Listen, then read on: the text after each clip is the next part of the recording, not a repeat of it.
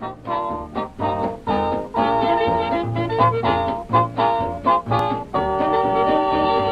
everybody, I'm really excited today because we've received our new Korean chilies made by a family in the best growing area, artisanal style, the best quality Korean chili we've ever seen, and we decided to make kimchi because it is the essential condiment of Korean food. You find it on every table, the way you find ketchup in America and Dijon mustard in France, and it's a very simple thing to make.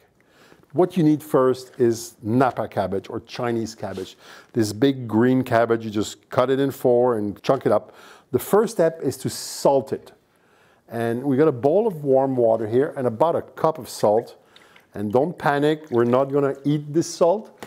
It's just there to firm up the cabbage, and we're gonna rinse it off the cabbage, and we're actually gonna have to add more salt at the end so that it ferments properly and preserves the vegetables.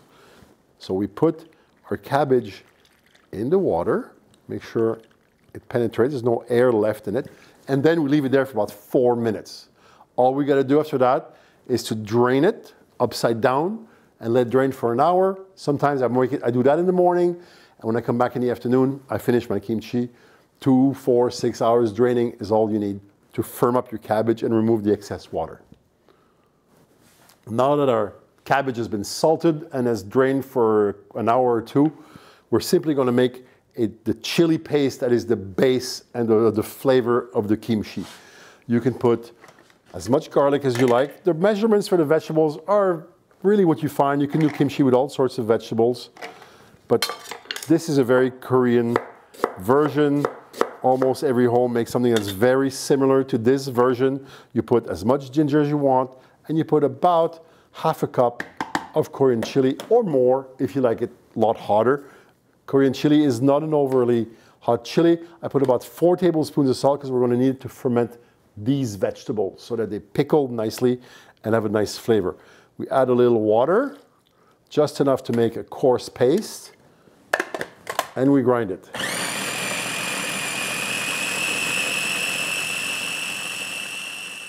All right, our paste is ready. It doesn't have to be finely ground.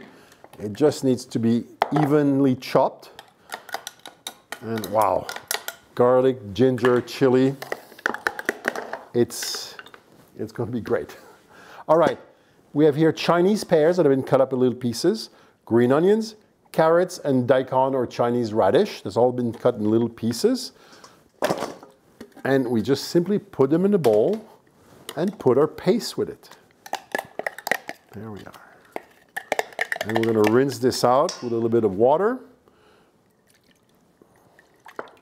to get all the paste out and get the massaging action going. There we go. We want the seasoning to penetrate. You want to bruise the vegetables and the fruit a little bit so that it ferments more easily. Once that is done, you then take your cabbage that has been well drained and cut it up in about 2-inch pieces. Don't put the heart here, it's a little hard. And here we go.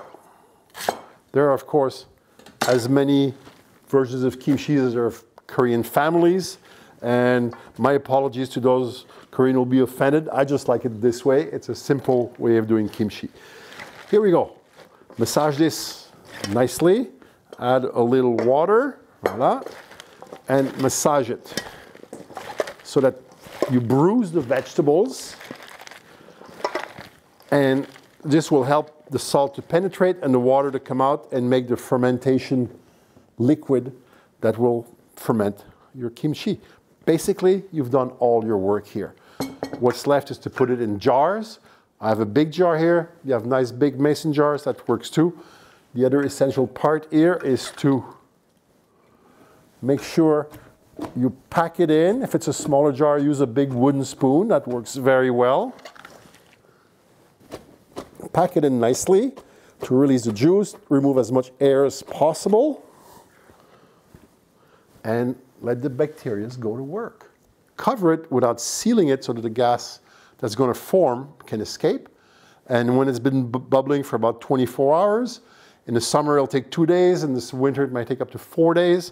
Once that's done, your kimchi is ready to eat. And put it in the fridge, it'll keep for months, and enjoy it. Bon appétit.